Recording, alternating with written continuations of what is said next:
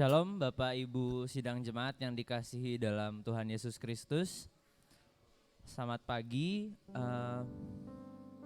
Sebelum kita memulai ibadah kita pada pagi hari ini, mungkin saya mau menghimbau untuk Bapak Ibu yang baru datang untuk mengisi kursi yang bagian depan.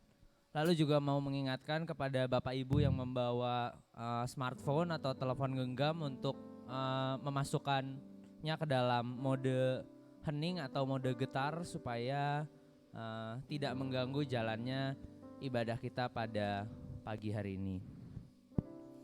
Pada pagi hari ini kita akan merayakan Jumat Agung, merayakan bagaimana pengorbanan Tuhan Yesus Kristus di kayu salib. Sebelum kita memulai, mari kita masuk ke dalam saat teduh bersama-sama.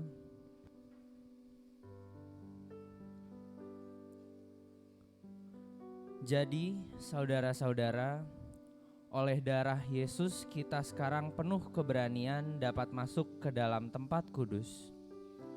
Karena Ia telah membuka jalan yang baru dan yang hidup bagi kita melalui tabir, yaitu dirinya sendiri, dan kita mempunyai seorang imam besar sebagai kepala rumah Allah. Karena itu marilah kita menghadap Allah dengan hati yang tulus, ikhlas, dan keyakinan iman yang teguh. Oleh karena hati kita telah dibersihkan dan hati nurani yang jahat, dan tubuh kita telah dibasuh dengan air yang murni. Mari kita bersama-sama angkat pujian bagi Dia.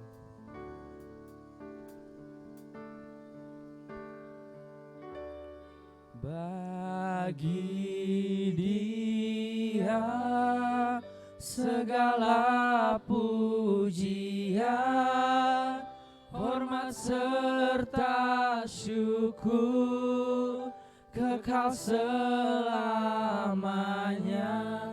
Bagi Dia segala pujian, hormat serta syukur selama-lamanya.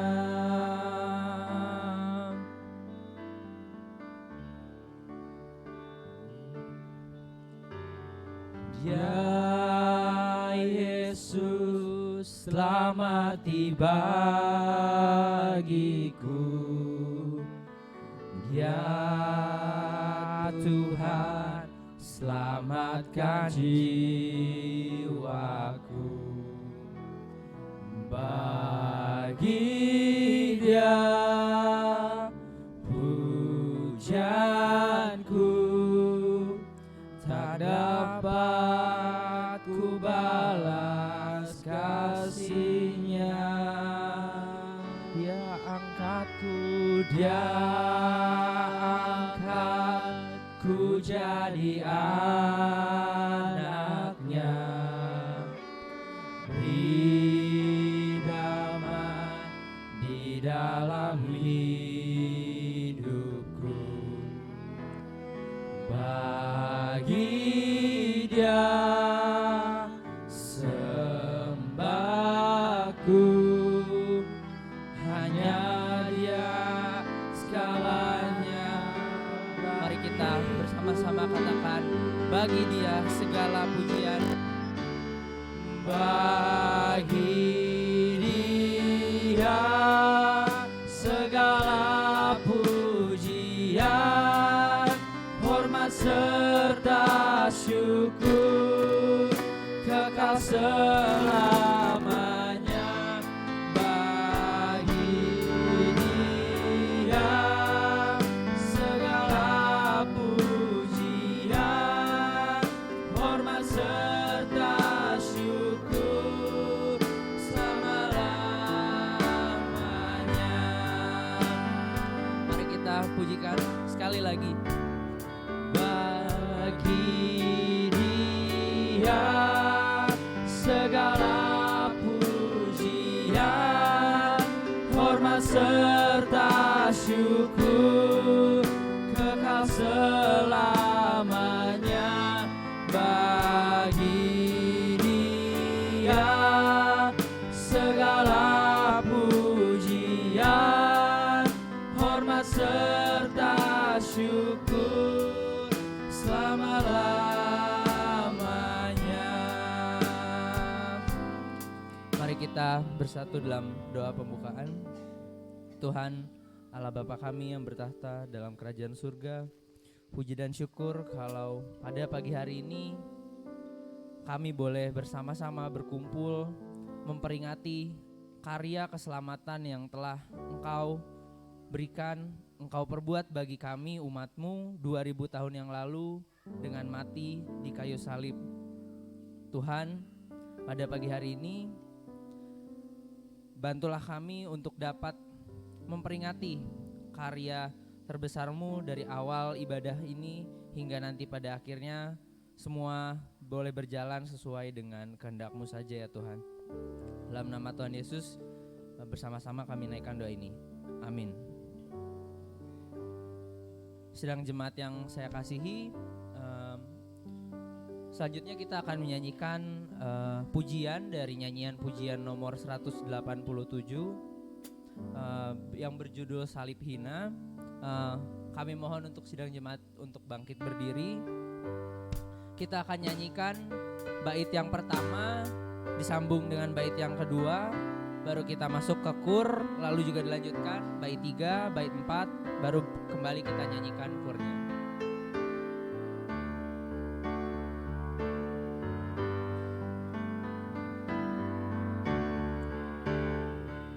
Atas bukit yang jauh tampak salib hina, lambang dari sengsara jelas.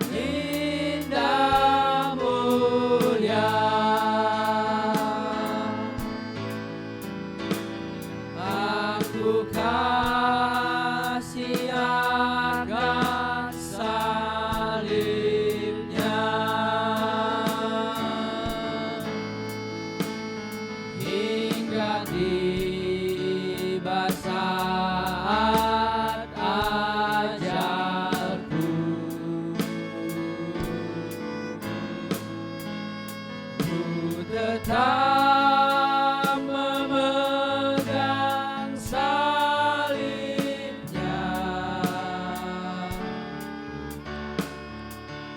sampai ku terima mahkotaku.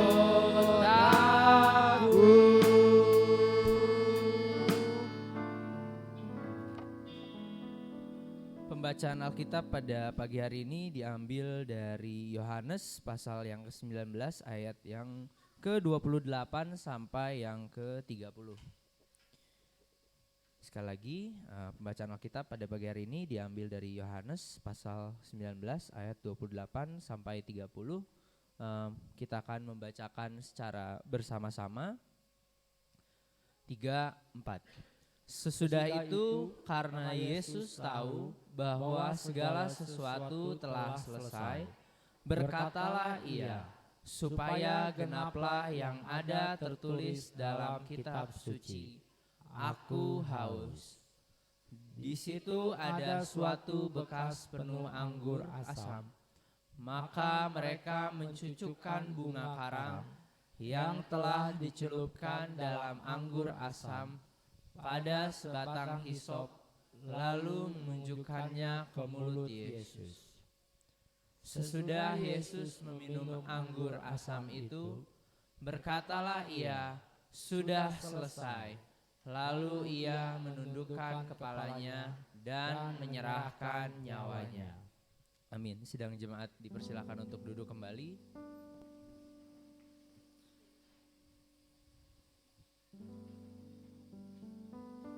Kita akan kembali angkat pujian karya terbesar.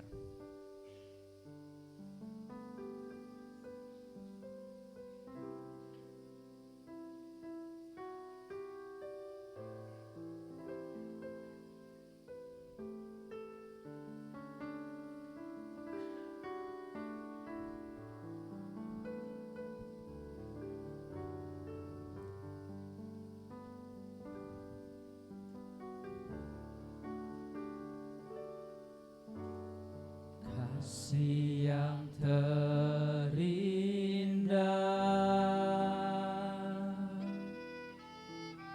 hati yang mulia,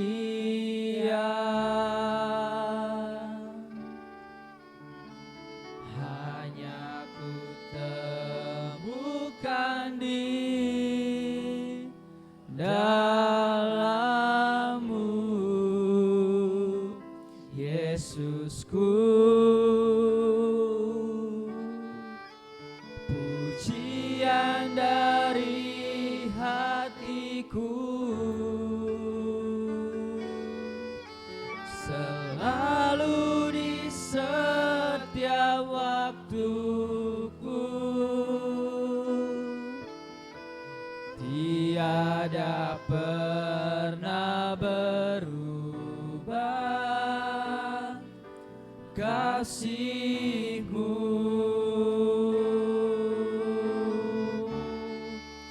Karya terbesar dalam hidupku, pengorbanan-Mu yang selamatkanku. Engkaulah harta yang tak ternilai yang ku miliki dan ku hargai. Yesus, Engkau ku kagumi.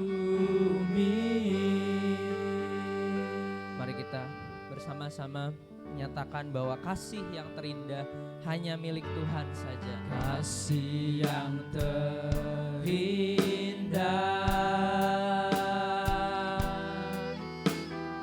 hati yang mulia,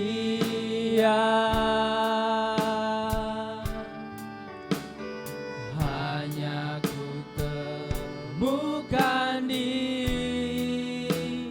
dalam-Mu, Yesusku.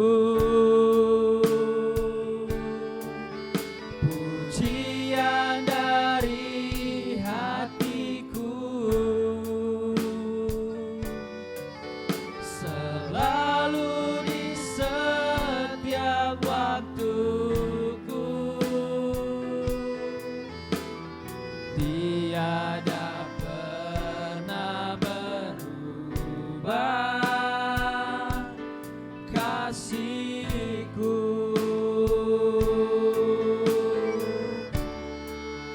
Karya terbesar dalam hidupku, pengorbananmu yang selamatkanku. Engkaulah harta yang tak ternilai, yang ku miliki dan ku hargai. Yesus, Engkau ku kagumi.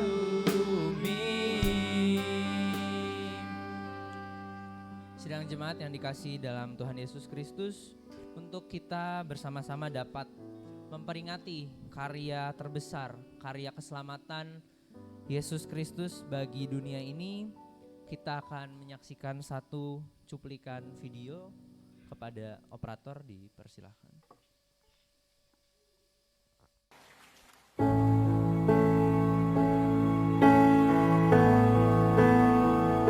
The Savior alone carried the cross for all of my days. He paid the cost. Salvation complete. Now forever I'm free. Calvary covers it all. Calvary covers it all. My sin and shame don't count anymore. All praise to the one who has ransomed my soul. Calvary covers it all. No power on earth, not even the grave, can separate us from mercy and grace. And He is faithful to save. Oh, His love never fails. Calvary covers it all. Calvary covers it all. My sin and shame don't count anymore.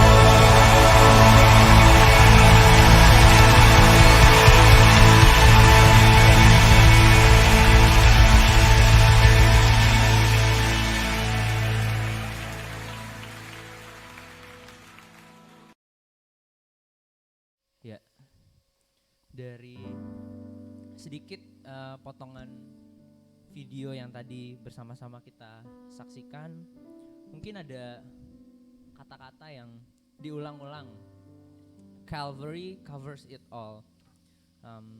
Di situ mungkin pembuat videonya mau mengingatkan kita, mengajak kita bersama-sama untuk melihat betapa besar pengorbanan Tuhan kita di Bukit Kalvari, di Bukit Golgota, untuk kemudian dapat menutupi semua dosa, semua kesalahan yang diperbuat oleh seluruh umat manusia. 2000 tahun yang lalu di Bukit Kalvari, Tuhan kita telah mati untuk menebus kesalahan kita bersama. Betapa besarnya pengorbanan dari Tuhan kita, betapa mahal harga yang telah Ia bayar untuk menebus dosa manusia. Mari kita bersama-sama angkat pujian terlalu besar.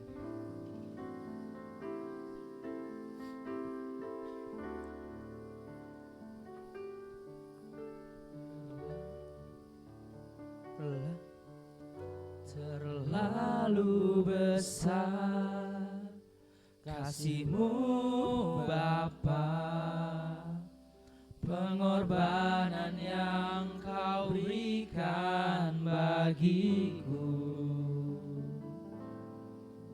Terlalu mahal darah-Mu Yesus, tercurah untuk menebus hidupku.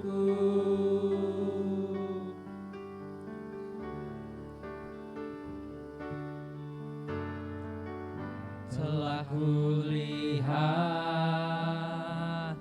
bukti kasih-Mu, Engkau menderita gantikanku. Dengan darah-Mu Kau selamatkanku. Kini ku mari kita bersama-sama mengatakan, telah kulihat bukti kasih Tuhan. Telah kulihat betapa Ia mau menderita, menggantikan kita, mati di kayu salib. Gantikanku dengan darah-Mu, Kau selamatkanku. Kini ku hidup menyenangkan-Mu. Terlalu besar Tuhan, terlalu besar kasih-Mu Bapa, pengorbanan yang Kau berikan bagiku. Terlalu mahal darah-Mu Yesus, tercurah untuk menebus hidupku. terlalu besar Tuhan, terlalu besar kasih-Mu Bapa, pengorbanan yang Kau berikan bagiku. Terlalu mahal darah-Mu Yesus, tercurah untuk menebus hidupku. Tercurah untuk menebus hidupku. Tercurah untuk menebus hidupku.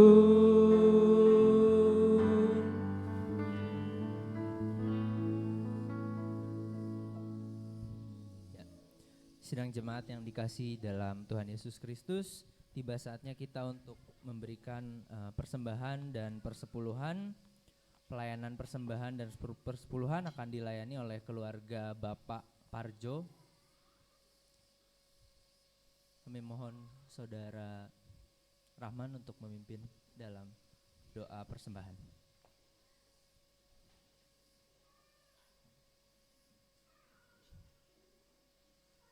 Mari kita bersatu dalam doa.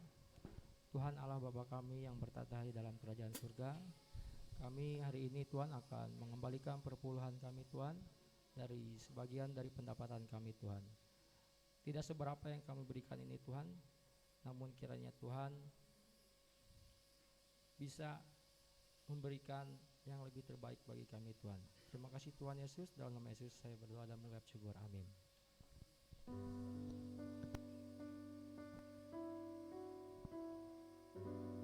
Ya, kepada Bapak Ibu, Saudara, sidang jemaat yang mungkin mengikuti ibadah ini dari secara daring ataupun sidang jemaat yang ada di sini, gereja juga menyediakan layanan persembahan yang bisa Bapak Ibu langsung transfer ke rekening BRI atas nama Gereja Baptis Indonesia Cimahi atau melalui QR code ya yang tersedia juga di belakang buletin yang dipegang oleh Bapak Ibu sekalian.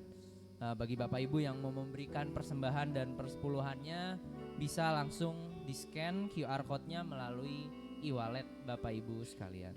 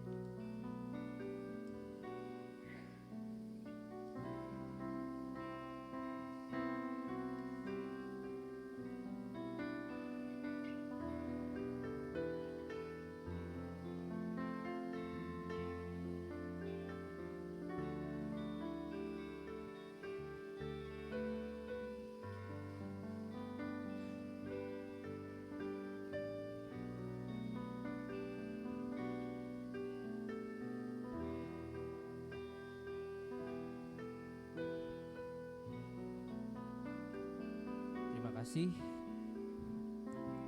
Sidang jemaat yang berbahagia, tibalah kita saatnya untuk mendengarkan persembahan pujian yang akan dibawakan oleh paduan suara gereja yang nantinya akan langsung disambung dengan khotbah dari Bapak Pendeta Hosea berjudul Makna Kematian Yesus. Kepada paduan suara dipersilahkan.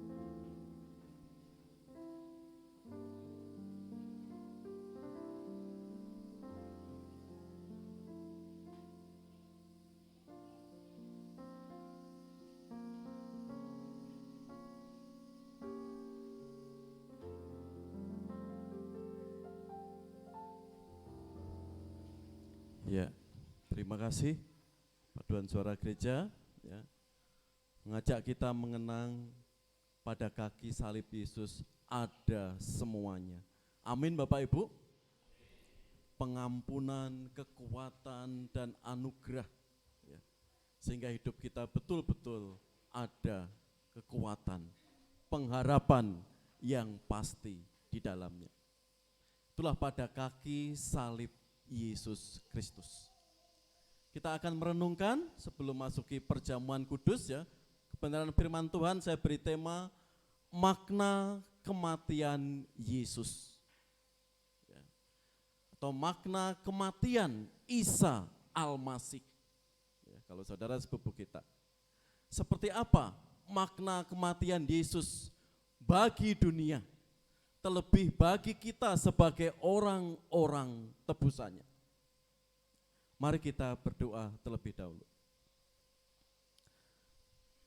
Kami mengucap syukur karena karya-Mu yang begitu hebat bagi kami. Sehingga kami umat tebusan Engkau hari ini Tuhan bersimpuh mengenang kasih kuasa-Mu dan tidak berhenti di situ, mensyukuri sehingga hidup kami yang sudah Engkau tebus selalu memuliakan Engkau. Pakai hamba-Mu dalam pemberitaan firman-Mu hari ini, kuduskan hati pikiran kami, ruangan ini, sehingga kasih Kristus dengan kuasa Roh Kudus melimpah, sehingga kuasa-kuasa jahat tidak mencuri kemuliaan Tuhan dalam ibadah kami hari ini. Kepadamu Tuhan Yesus Kristus yang sudah mati, bangkit, dan naik ke surga, doa ini kami persembahkan. Amin. Ya, makna kebangkitan Yesus Kristus. Ya. Di dalam Yohanes 19:28 sampai 30. Sesudah itu, karena Yesus tahu bahwa segala sesuatu telah selesai, berkatalah ia supaya genaplah yang ada tertulis dalam kitab suci. Aku haus. Di situ ada suatu bekas penuh anggur asam. Maka mereka mencucukkan bunga karang yang telah dicelupkan dalam anggur asam pada sebatang hisop, lalu mengunjukkannya ke mulut Yesus. Sesudah Yesus meminum anggur asam itu, berkatalah ia, sudah selesai. Lalu ia menundukkan kepalanya dan menyerahkan nyawanya. Apa makna kematian Yesus Kristus bagi kita umat tebusannya? Kita akan melihat yang pertama, kematian Yesus menggenapi janji Allah. Perhatikan di ayat 28 tadi. Sesudah itu karena Yesus tahu bahwa segala sesuatu telah selesai, berkatalah ia supaya genaplah yang ada tertulis dalam kitab suci. Aku haus. Bayangkan, telah selesai ketaatan Kristus yang terakhir, tembak di kayu salib. Jadi makna kematian Yesus Kristus yaitu Yesus menggenapi semua janji Allah yang sudah dinubuatkan Musa, Yesaya, Yeremia, Nabi Mika. Sebagian besar nabi sudah menubuatkan. Salah satu contoh di sini Yesaya 53 ayat 9. Orang menempatkan kuburnya di antara orang-orang fasik. Dan dalam matinya ia ada di antara penjahat-penjahat. Sekalipun ia tidak berbuat kekerasan dan tipu tidak ada dalam mulutnya. Kematian Yesus sudah dinubuatkan Nabi Yesaya 700 tahun sebelum Yesus datang 2000 tahun yang lalu. Kurang lebih tahun 700 sebelum Masehi. Karena itu Paulus mengikrarkan dalam 2 Korintus, sebab Kristus adalah ya bagi semua janji Allah. Itulah sebabnya oleh Dia kita mengatakan amin untuk memuliakan Allah. Jadi kematian Yesus betul-betul menggenapi janji Allah. Allah tidak pernah berbohong, Allah tidak pernah mengecewakan, Allah tidak pernah ingkar janji kepada umatnya. Bahwa Yesus akan mati. Jadi dalam Yesaya 53, wajahnya sangat buruk, bagaimana dia dianiaya, bagaimana dia disalibkan, bagaimana ia menderita, dan bagaimana dilecehkan. Semuanya sudah tergenapi. Dan itulah dikatakan sebab Kristus adalah ya bagi semua janji Allah. Itulah sebabnya oleh Dia kita mengatakan amin untuk memuliakan Allah. Saudaranya, apa yang membedakan perkataan Yesus dalam kitab-kitab Injil dengan perkataan para nabi? Umumnya kalau para nabi berdoa atau kita berdoa, amin itu selalu diadakan di depan atau belakang? Di belakang. Apapun bentuk doanya, amin selalu di belakang. Tapi tatkala Yesus menekankan pengajaran firman-Nya, amin selalu di depan. Mari kita lihat. Dan tuliskanlah kepada malaikat jemaat di Laodikia, inilah firman dari amin, saksi yang setia dan benar, permulaan dari ciptaan Allah. Contoh, ini ada 3 contoh ya, sebenarnya banyak. Di Yohanes 8:58, kata Yesus kepadanya, aku berkata kepadamu sesungguhnya, sebelum Abraham jadi, aku telah ada. Teks aslinya dikatakan, Eipen autois Yesus. Amin, amin. Bahkan 2 kali tegaskan. Lego yumin prin Abraham. Genestai ego eimi. Aku berkata sesungguhnya. Sesungguhnya disebut amin, amin. Kata amin Yesus tempatkan di belakang karena dialah sang amin. Dia yang sudah ditentukan Allah, bahwa kematiannya menggenapkan janji Allah, mengaminkan segala karya Allah. 5, di karya penyaliban Yesus Kristus. Tatkala kepada Yesus berkata kepada orang-orang yang mau komitmen mengikut Dia, katakan apa? Aku berkata kepadamu sesungguhnya, amin. Setiap orang yang karena aku dan karena Injil meninggalkan rumahnya, saudaranya laki-laki atau saudaranya perempuan, ibunya atau bapaknya, anak-anaknya atau ladangnya, dia beroleh imbalan berlipat-lipat. Apakah itu kebohongan? Apakah itu cuma slogan saja? Di sini saudara, aku berkata kepadamu sesungguhnya amin. Ini yang membedakan doa Yesus dengan para nabi, bahkan umat Tuhan hari ini. Kalau berdoa aminnya di belakang, tapi Yesus katakan sesungguhnya amin, amin. Dalam mulutnya tidak ada memberikan PHP, pengharapan palsu. Dan saat disalib di antara 2 penjahat, Yesus juga berkata, aku berkata kepadamu sesungguhnya hari ini juga engkau akan ada bersama-sama dengan aku di dalam Firdaus. Teks aslinya, kai epen auto amin soilego. Ini sekedar contoh yang membedakan perkataan Yesus, ajaran Yesus dengan nabi-nabi dan doa-doa gereja sampai hari ini. Amin selalu dikedepankan. Amin.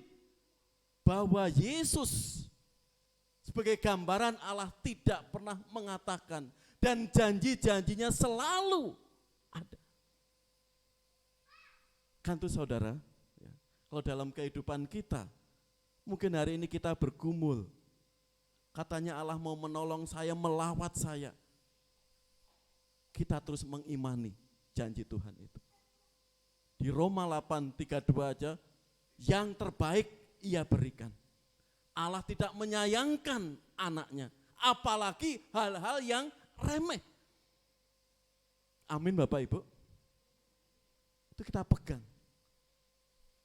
Amin, sesungguhnya hal yang benar Tuhan realisasikan. Jadi makna kematian Yesus yang pertama yaitu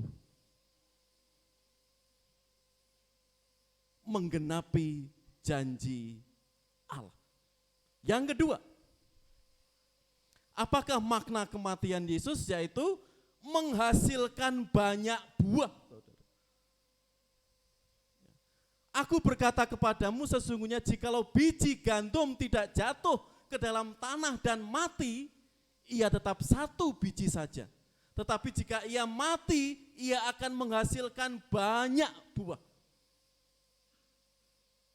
Mungkin kalau sebagai petani, tahu ya, kalau kita menanam biji jagung, gandum, apapun bentuk bijinya itu, pasti mati dulu.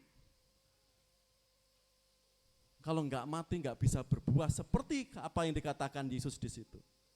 Dan aku, apabila aku ditinggikan dari bumi, aku akan menarik semua orang datang kepadaku.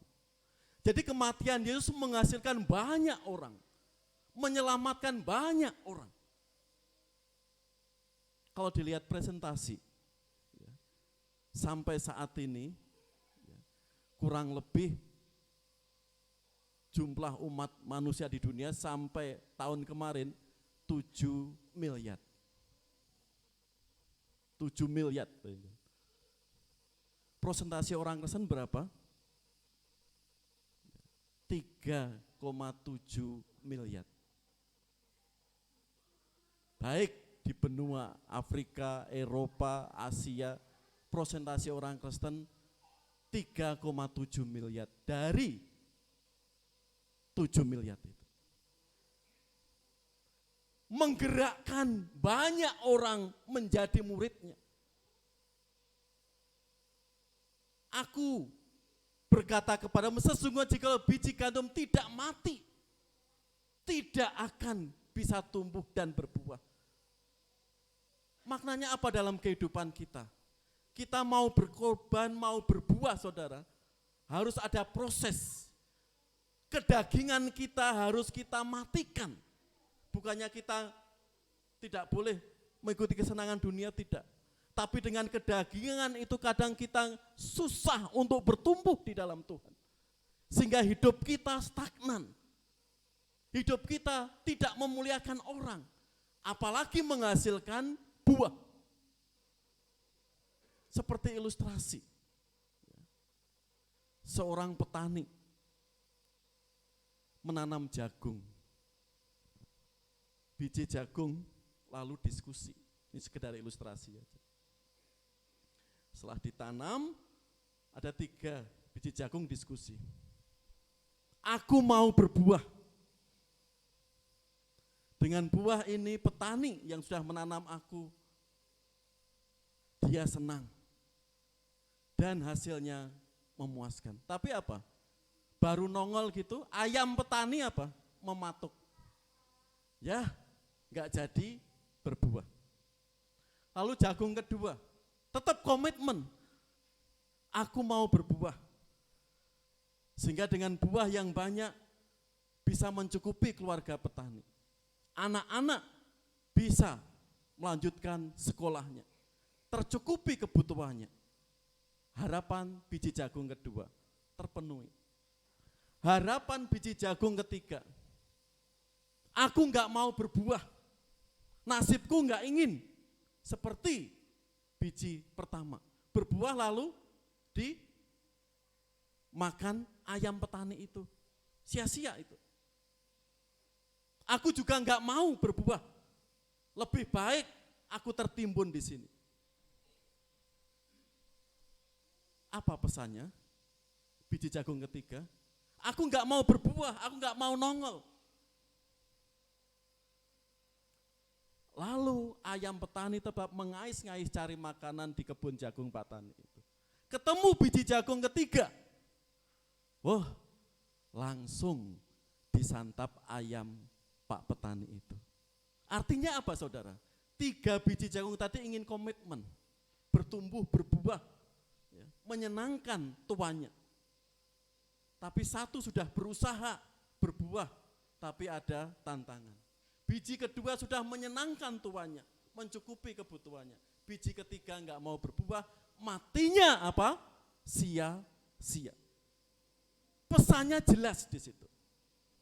Kalau hidup kita tidak berbuah saudara, untuk diri sendiri, kita tidak bernilai di mata Tuhan. Karena apa? Kematian Yesus menghasilkan banyak buah. Sehingga banyak orang tergerak mengikutinya. Bahkan sampai mau meninggalkan keluarganya. Demi memuliakan Yesus Kristus. Jadi makna yang kedua, kematian Yesus menghasilkan banyak buah. Yang ketiga, seperti apa makna kematian Yesus Kristus bagi dunia atau bagi kita sebagai umat tebusannya? Yaitu menebus dosa manusia. Ini sering kita lihat, ini sering kita dengar. Dia yang tidak mengenal dosa telah dibuatnya menjadi dosa karena kita. Supaya dalam dia kita dibenarkan oleh Allah. Apa yang dimuatkan Nabi saya tadi ya, tergenapi di sini. Ya. Yesus disalib di antara 2 penjahat. Yang satu namanya Getas, yang satu namanya Demas. Bagaimana Getas itu? Ya. Mati dalam dosa. Dimas mati terhadap dosa.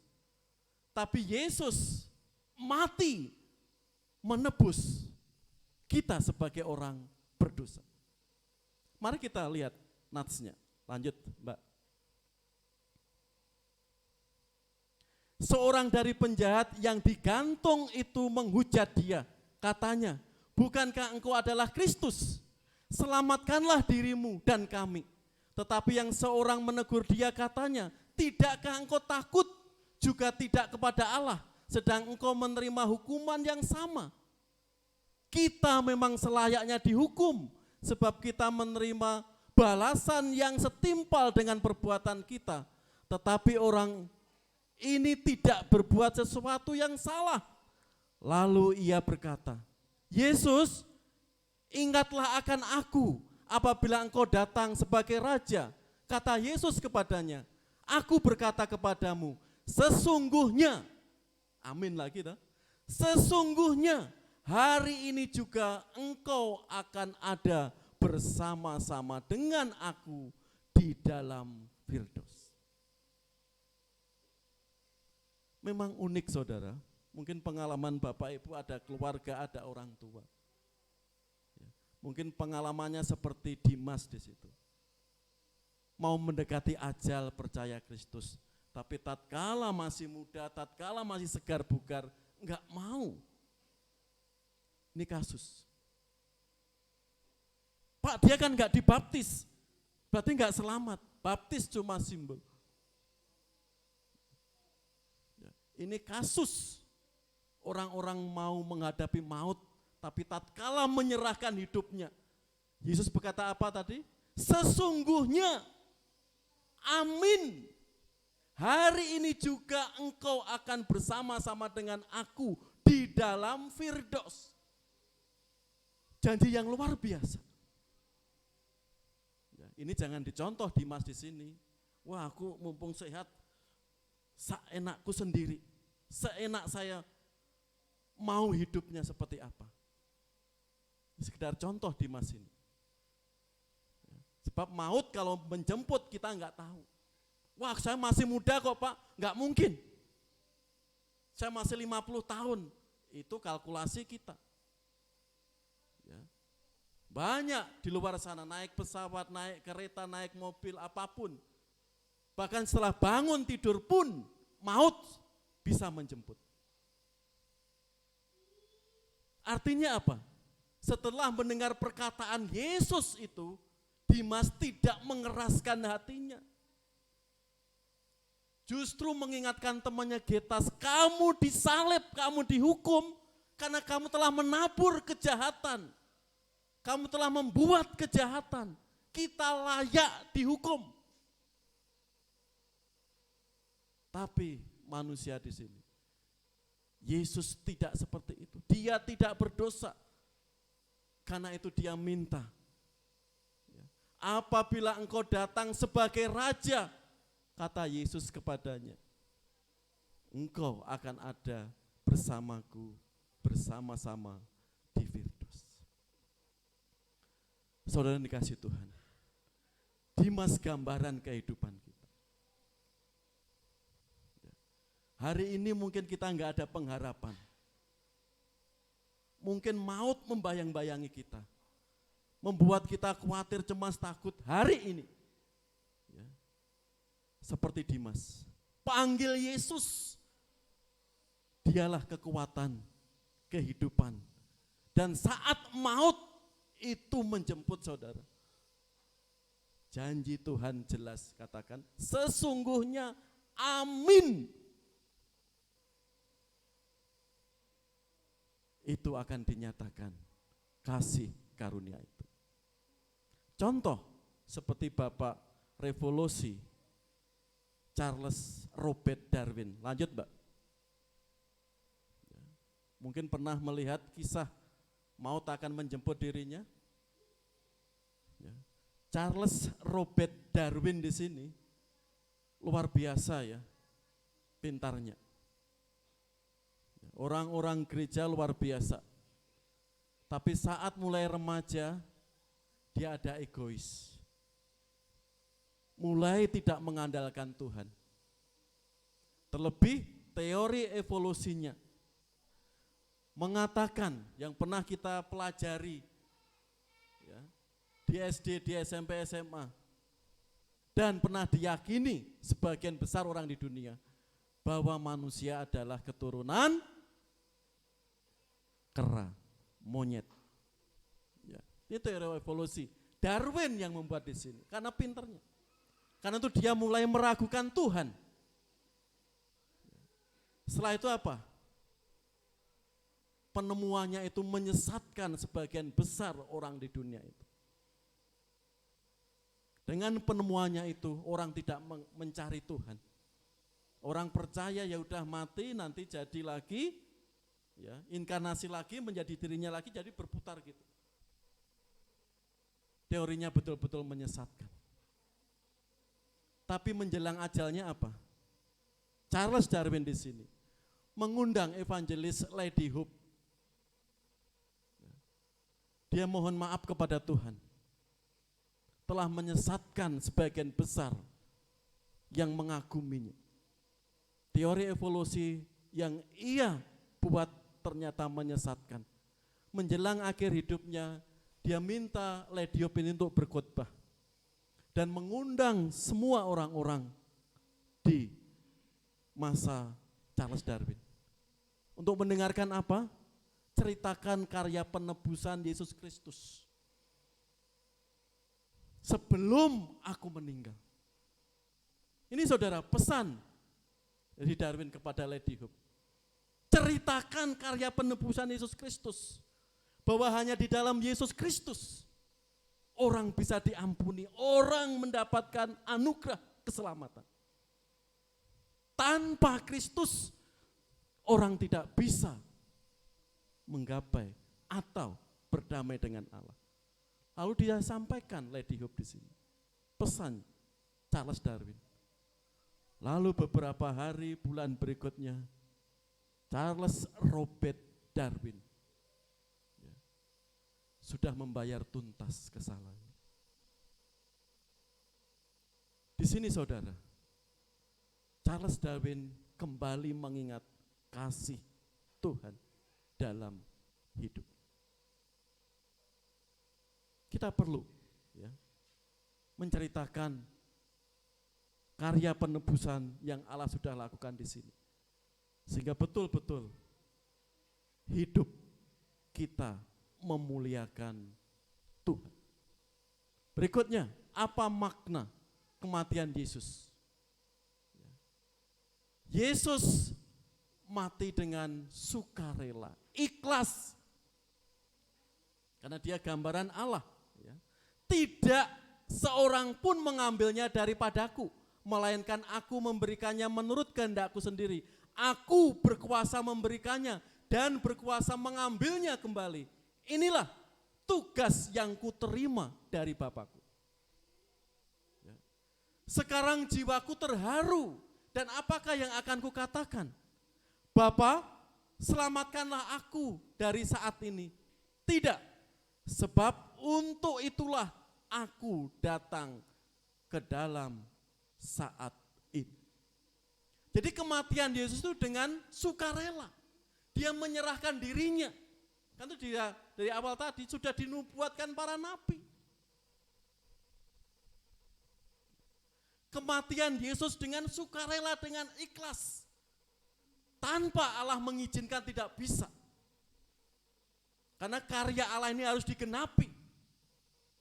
Sehingga manusia betul-betul menerima anugerah pengampunan darinya. Beda dengan kematian orang-orang berikut ini. Kita lihat Yudas. Kematiannya apa? Karena penyesalan. Bagaimana 30 keping perak? Kalau di total rupiah kemarin berapa juta? Masih ingat? 30 keping perak kemarin kalau dirupiahkan berapa juta? 6 juta. Penyesalan. Di era postmodern ini banyak orang mengakhiri hidupnya seperti Yudas Iskariot. Menyesal. Merasa gagal, merasa capek, merasa letih, merasa frustasi, tertekan. Karena itu dia bunuh diri. Bahkan ada yang meninggal karena ulahnya. Herodes di sini. Tatkala ia berpidato, jangan dengarkan suara Allah, tidak ada Allah. Saya adalah Allah. Jika Bapak membaca Kisah Para Rasul 12, bagaimana Allah? Melalui malaikatnya langsung ditabok Herodes di sini. Lalu terkapar mati. Dimakan apa? Cacing. Itu kematian.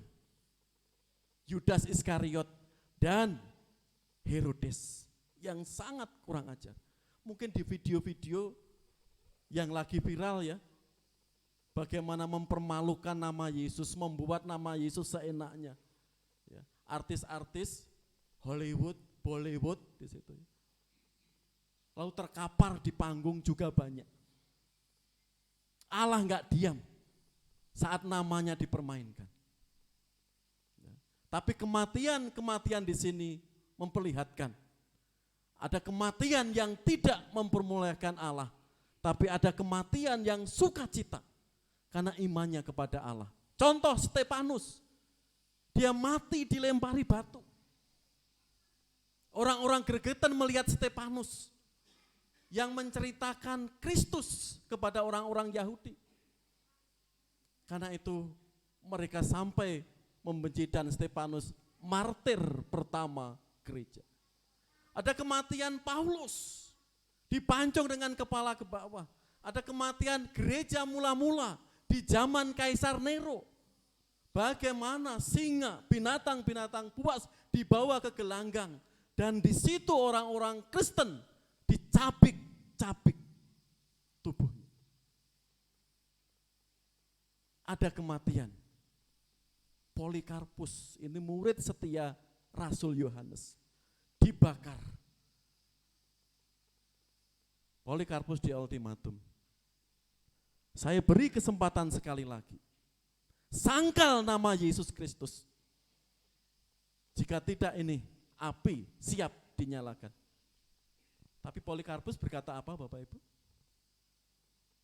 Saya sudah 50 tahun mengikut Kristus. Kristus tidak pernah mengecewakan saya. Hari ini saya suruh mengecewakan, tidak bisa.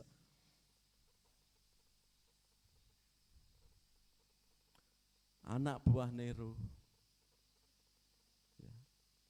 langsung mengeksekusi Polikarpus, dibawa ke perapian dan meninggal di situ. Di sini saudara, kita bisa membedakan mana kematian dengan sukacita, ikhlas menghadapi kematian, dan kematian yang terpaksa di sini. Hidupnya jauh dari Tuhan. Yudas penyesalan, Herodes haus kekuasaan dan dianggap dirinya Allah. Contoh-contoh di sini memperlihatkan kematian Yesus Kristus atas kehendaknya sendiri. Dan kematiannya betul-betul Allah berkenan kepadanya.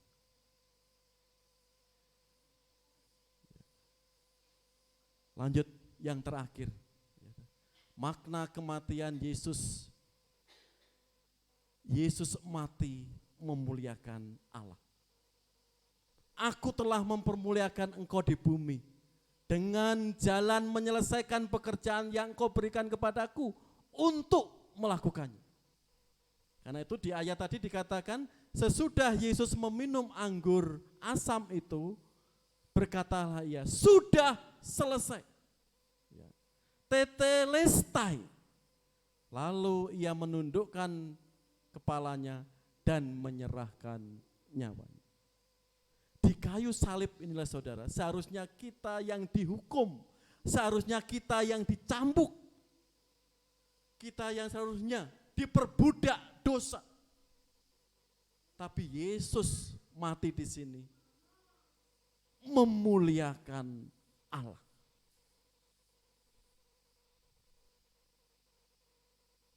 Bukan dirinya sendiri. Dia sudah menyelesaikan tugasnya dengan baik. Dia sudah menyelesaikan pekerjaan yang diberikan Bapaknya dengan tuntas. Yaitu kematian yang memuliakan Allah. Hukuman dosa, menjadi budak dosa, murka Allah sudah ditimpakan kepadanya. Karena itu dosa Adam dan Hawa itu bukan personal, tapi dampaknya komunal. Karena itu setiap orang perlu juru selamat, sehingga hidupnya bisa diperdamaikan dengan Allah. Karena itu saudara, makna kematian Yesus Kristus, jika kita perhatikan tadi, menggenapi janji Allah.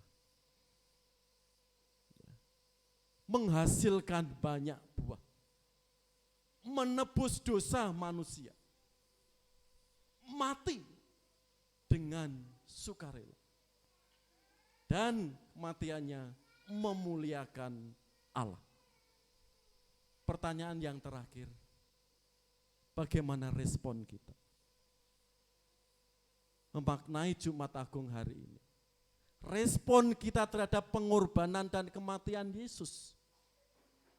Mari saudara, yang pertama, kita mati terhadap sifat egois. Dan janganlah tiap-tiap orang hanya memperhatikan kepentingannya sendiri, tetapi kepentingan orang lain juga. Kita menanggalkan sikap, sifat egois kita. Menangan sendiri. Harus ada yang memuji. Keegoisan di situ merusak diri kita sebagai anak Allah. Yang kedua, mari kita mati terhadap dusta, dan hidup untuk kebenaran. Karena itu buanglah dusta dan berkatalah benar kepada yang lain. Karena kita adalah sesama anggota. Jadi kita tanggalkan, kita matikan sifat dusta dan kita hidup dalam kebenaran. Keluarga hancur, anak berantakan, diawali dengan apa? Mulai tidak ada kejujuran dalam keluarga. Sifat egois, oh enggak ada, Tuhan enggak melihat, orang tuanya enggak melihat. Ya udah, ya. Dusta sedikit enggak apa-apa. Lalu dusta lagi, lalu menjadi kebal. Temannya, orang tuanya mengingatkan, dia sudah kebal. Firman Tuhan sudah mengingatkan, dia sudah kebal. Kan itu saudara, momen Jumat Agung tahun ini mengingatkan kita, mati terhadap dusta. Dan mulai hidup dalam kebenaran. Kita lihat tadi, Charles Robert Darwin tadi. Bagaimana dia mengakui kealfaannya. Sebelum maut menjemput, dia mengaku dosa dan mengundang evangelis Lady Hope tadi untuk menceritakan pengorbanan Kristus. Respon kita terhadap pengorbanan Matius ketika mati terhadap dosa. Jawabnya, tidak ada Tuhan. Lalu kata Yesus, aku pun tidak menghukum engkau. Pergilah dan janganlah berbuat dosa lagi, mulai dari sekarang. Yesus Maha Kasih dan Maha Adil. Janganlah kita jatuh di lubang yang sama. Berarti kita itu ndablek, berarti kita itu tegar tengkuk. Kalau masih sering belum mati terhadap dosa. Wanita ini diperingatkan Yesus, aku pun tidak menghukum engkau. Pergilah dan jangan berbuat dosa lagi mulai dari sekarang. Kesempatan yang Tuhan berikan itu, wanita itu lalu mengiring Yesus. Saudara, kita yang sudah diampuni anugerah di sini, sungguh besar karunia dalam hidup kita. Mari kita mati terhadap sifat egois, mati terhadap sifat dusta dan hidup dalam kebenaran, dan mati terhadap dosa. Dosa sehingga hidup kita jauh dari Allah. Mengapa orang Kristen tidak mengalami sukacita? Mau ibadah hari Minggu terasa berat, enggak ada kemenangan. Oh, Tuhan sudah memberikan pekerjaan seminggu, saya 1 jam, kok susah. Apalagi datang ke gereja itu terasa berat. Hilangkan sikap itu. Kita datang kepada Tuhan dengan sukacita. Tuhan sudah memberkati, sudah menopang, Tuhan sudah memberikan keselamatan. Kita minggu itu datang dengan sukacita, melayani dengan sukacita. Kalau kita memaknai, merespon pengorbanan Yesus Kristus. Bahkan tidak beribadah, memberi pun, menolong pun dengan sukacita. Tanpa dasar itu saudara, Yesus sudah memberikan dirinya. Ikhlas untuk menebus kita. Mari kita belajar menghargai Tuhan. Waktu yang Tuhan berikan. Gaji seberapa pun kita enggak puas, namanya manusia. Bisa puas, kita hidup di dalam Tuhan. Kedudukan sebesar apapun tanpa rasa syukur kita enggak pernah puas. Mari kita memandang Yesus Kristus yang sudah berkorban mati bagi kita. Mari kita berdoa sebelum kita melakukan perjamuan Tuhan. Kita mohon kuasa Roh Kudus memimpin kita, sehingga kita bisa memaknai kematian Yesus Kristus bagi kita. Ia menggenapi janji Allah Ia memuliakan Allah dan terus berbuah kematiannya, menebus dosa kita, kematiannya atas kehendaknya sendiri, dan menyelesaikan pekerjaan Bapa.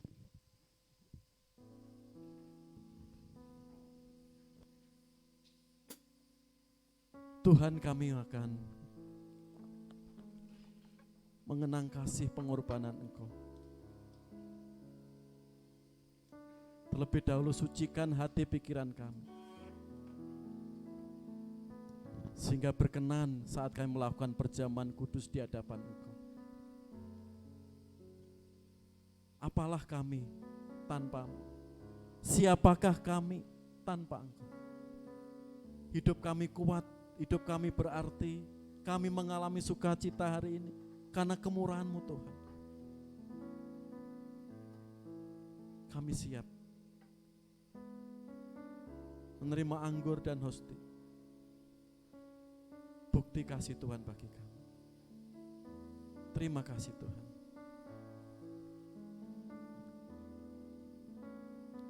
Kami mengundang Diakon Wardoyo Ruslan dan Diakon Sritati Atianto untuk ke depan, untuk melayani kita semua pembagian anggur dan roti sekaligus.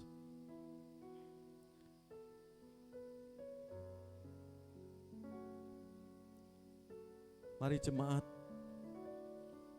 kita memuji Tuhan, kuasa salib-Mu.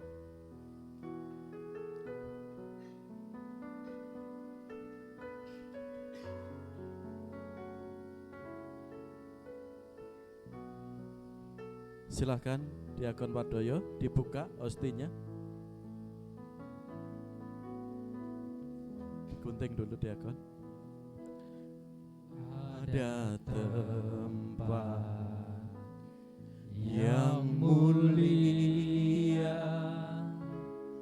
anugerah-Mu tercurah. Bisa dibagikan Diakon? Kau berikan hidupmu sebagai ganti dosa. Kita mulai dari awal. Ada tempat yang mulia, Ada tempat yang mulia, anugerah-Mu tercurah. Kau berikan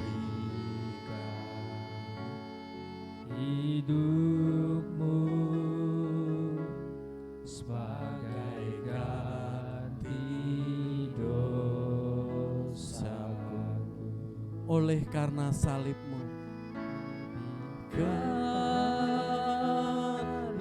salib-Mu, seluruh hidupku milik-Mu Tuhan. Darah-Mu sucikanku, kuasa salib-Mu pulihkanku. Sekali lagi kita pujikan. Ada tempat yang mulia. Ada tempat yang mulia, anugerah-Mu tercurah. Kau berikan hidupmu sebagai ganti dosaku. Oleh karena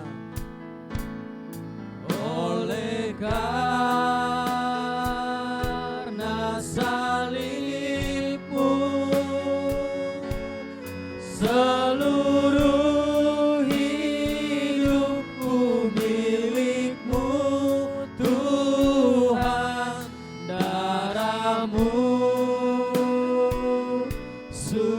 pulihkanku, kuasa salibmu pulihkan karena salibmu, oleh karena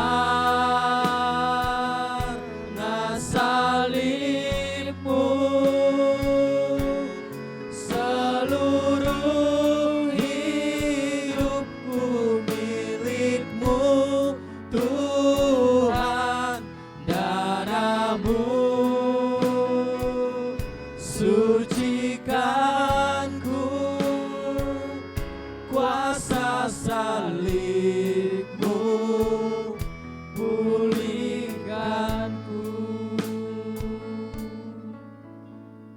silakan jemaat yang sudah menerima hosti anggur untuk berdoa.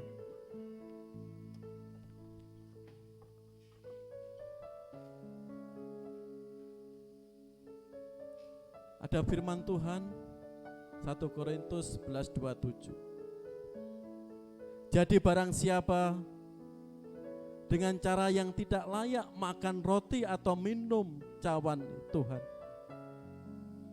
ia berdosa terhadap tubuh dan darah Tuhan. Karena itu hendaklah tiap-tiap orang menguji dirinya sendiri, dan baru sesudah ia makan roti dan minum dari cawan itu. Karena barang siapa makan dan minum tanpa mengakui tubuh Tuhan, ia mendatangkan hukuman atas dirinya. Yang sudah dibaptis dari gereja apapun, bentuk jenis baptisan apapun, silahkan mengambil hosti dan anggur. Yang sudah dibaptis dari gereja apapun, denominasi apapun, mari.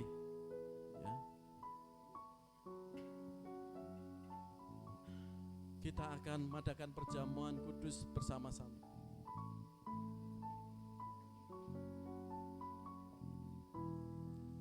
Mungkin ada yang sudah dibaptis tapi belum mengambil hosti. Silahkan ke depan, Diakon Sri Dadi Wadoyo siap melayani. Tapi dengan hormat yang belum dibaptis, ya, mohon jangan ikut perjamuan Tuhan dulu. Seperti firman Tuhan katakan.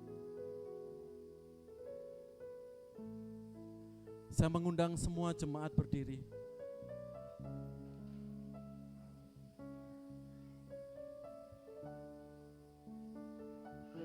Silahkan diangkat untuk hostinya.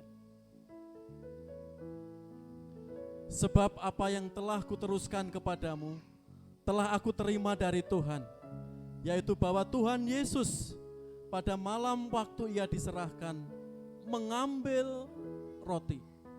Dan sesudah itu ia mengucap syukur atasnya. Ia memecah-mecahkannya dan berkata, inilah tubuhku yang diserahkan bagi kamu. Perbuatlah ini menjadi peringatan akan aku.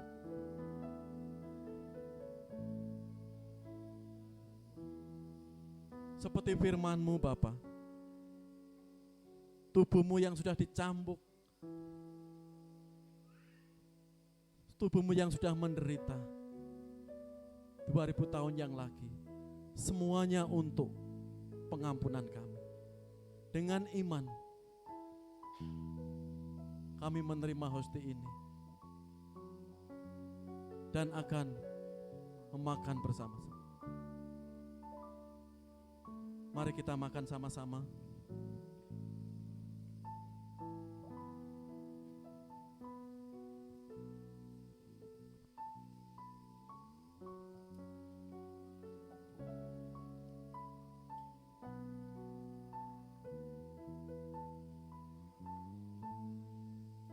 Mari kita angkat untuk anggur ini. Demikian juga ia mengambil cawan sesudah makan, lalu berkata, cawan ini adalah perjanjian baru yang dimeteraikan oleh darahku. Perbuatlah ini setiap kali kamu meminumnya, menjadi peringatan akan aku. Anggur ini simbol darah Kristus yang tercurah di Bukit Golgota. Curahan darahnya menebus, menyelamatkan hidup kita.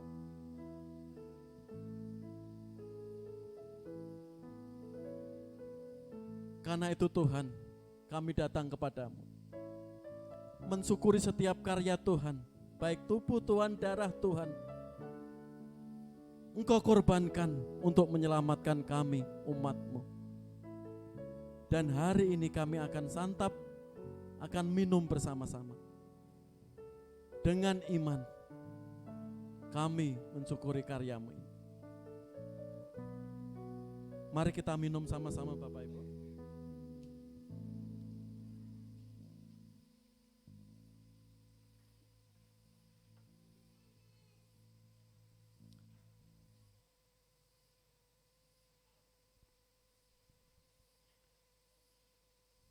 Karena barang siapa makan dan minum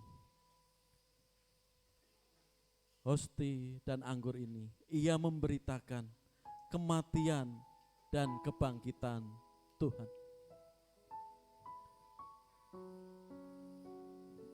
Mari kita tutup dalam doa untuk perjamuan ini. Mohon dengan hormat Diakon Edi Hermanto untuk menutup doa perjamuan Tuhan ini. Persilakan Diakon.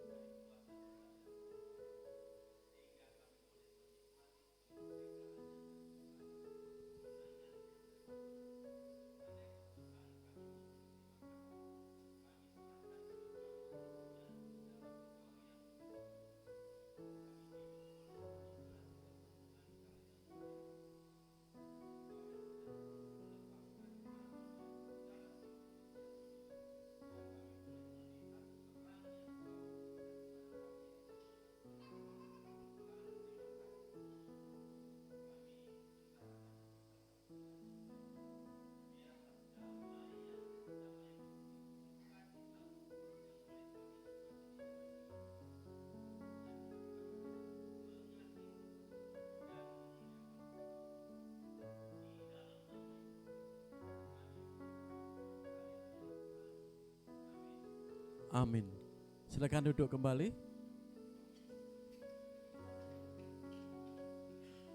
Untuk cawan anggur tadi, ya Bapak Ibu bisa taruh di depan kursi, ya. Nanti setelah ibadah, gitu ya, akan diambil. Sebelum doa berkat dan doa penutup, ya, ada beberapa tambahan pengumuman. Yang pertama, silakan, ya. Persekutuan doa Rabu 12 April jam 7 malam atau jam 19.00, ya. Firman Tuhan akan dilayani oleh Bapak Mr. Yuwono, ya. Terus khusus tanggal 12 April persekutuan doa kita akan gabungan, ya, dengan GBI Margahayu Bekasi, ya, di situ, ya. Dalam doa Rabu khusus besok Rabu, ya.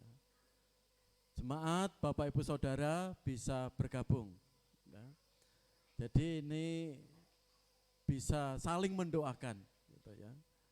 Kerinduan jemaat sana juga waktu rapat PPG kami sampaikan, ya. Sekali-kali gabungan dengan GBI Margahayu Bekasi. Ya, berikutnya. Setelah ibadah minggu atau besok minggu 9 April, ya, ada rapat PPG, ya, ya, menyelesaikan program. Lalu Seninnya, ya, akan diinfokan ke jemaat, jarak seminggu atau 2 minggu akan kita RUG-kan, ya, rapat urusan gereja. Berikutnya, ya, tanggal 9 April besok minggu ada Paskah Sekolah Minggu, ya, kelas Indria sampai remaja. Biasanya jam 8, besok minggu setengah 8, ya, sampai 9:15. Kelas pemuda atau PKMB sampai dewasa itu gabungan di gereja. Mengingatkan Bapak Ibu, ya, putra putrinya, ya, besok ada lomba Paskah atau perayaan Paskah besok Minggu. Ada lagi? Ya. Terus Minggu sore ya, itu ada KKR anak kelas madya sampai tunas muda. Berangkat dari gereja, berarti berangkatnya setengah atau jam 2 ya, sampai selesai. Tempatnya di Gereja Baptis Pertama Bandung. Perlu diketahui orang tua seperti diumumkan Ketua Sekolah Minggu Ibu Resti, rencana ya, yang kelas madya sampai tunas muda itu enggak pulang dari pagi. Ya, daripada pulang terus kembali lagi ya enggak efektif ya. Karena itu ya guru-guru sekolah minggu siap menemani ya. Kelas madya tunas muda dan mengantar ikut KKR anak untuk perayaan Paskah tahun ini. Berikutnya ya, petugas ibadah Paskah bisa dilihat Bapak Ibu ya. Ya. Ini ya. Dan setelah ibadah ini ya, petugas Paskah baik WL Singer dan tim musik akan latihan. Ya. Terus berikutnya. Ada lagi? Ya, enggak ada? Ya. Ya. Jika kita melihat buletin yang ulang tahun besok ya, Saudara Kevin Satrio Prananda. Ya, makasih Kevin sudah melayani, Tuhan berkati kuliahnya segala harapannya. Ya. Itu untuk yang ulang tahun. Mungkin ada yang ulang tahun minggu ini belum diinfokan. Silakan ada. Ya. Loh, ada yang baru pertama kali hadir? Itu Mas Ebenezer tadi. Ya, terima kasih Mas. Dari Marga Asih ya. Ya. Keluarga Bapak Pakpahan. Gitu Pak ya. Makasih sudah mengajak putranya ya. Minggu berikutnya bisa hadir kembali. Ada yang ulang tahun lagi? Mbak Sela ulang tahun? Betul? Tanggal ini ya, hari ini ya? Oh sama Kevin ya? Oh iya. Selamat ulang tahun Mbak Sela. Ya, iya. Tuhan berkati keluarga, ya, usaha, pekerjaan, dan pelayanannya. Makasih Pak Aril dan Mbak Sela yang sudah bergabung hari ini. Ada lagi tambahan pengumuman guru-guru sekolah minggu? Tidak ada. Ya. Mengingatkan pemuda, remaja yang belum daftar atau ikut IBYC ya, dipersilahkan hubungi Mbak Priska, Mbak Karen ya, segera daftar ya, di akhir Juni nanti. Sekali lagi, remaja, pemuda silakan ya. Ya, tidak ada lagi tambahan pengumuman. Kami mengundang semua berdiri. Mari kita mohon berkat kepada Allah Bapa kita di surga. Mari Bapak Ibu, kita merendahkan hati, menaikkan syukur atas karya Allah bagi kita semua. Kemuliaan, hormat bagi Allah Tritunggal, Allah Bapa, Anak dan Roh Kudus. Allah yang sudah datang ke dunia dan menjamin keselamatan kami. Kiranya hidup kami di dalam kasih karunia perlindungan dan berkat-berkat-Mu. Turunlah kuasa Roh Kudus, memimpin, memberkati, menyertai kami. Sampai Maranatha.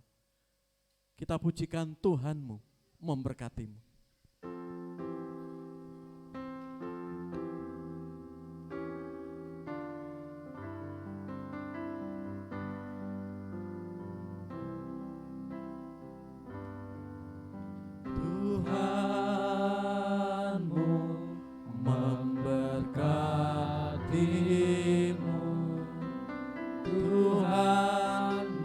Melindungi, menyinari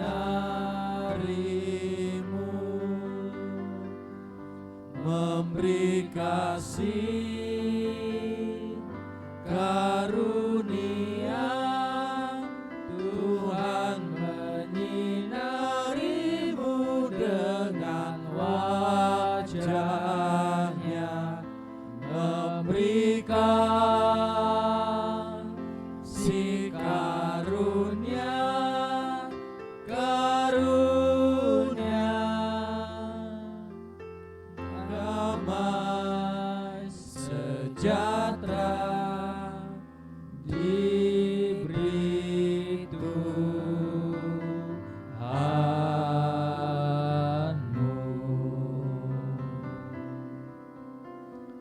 Amin.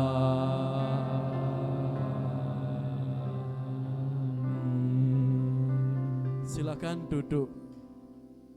Kita saat teduh sejenak sebelum saling memberikan salam.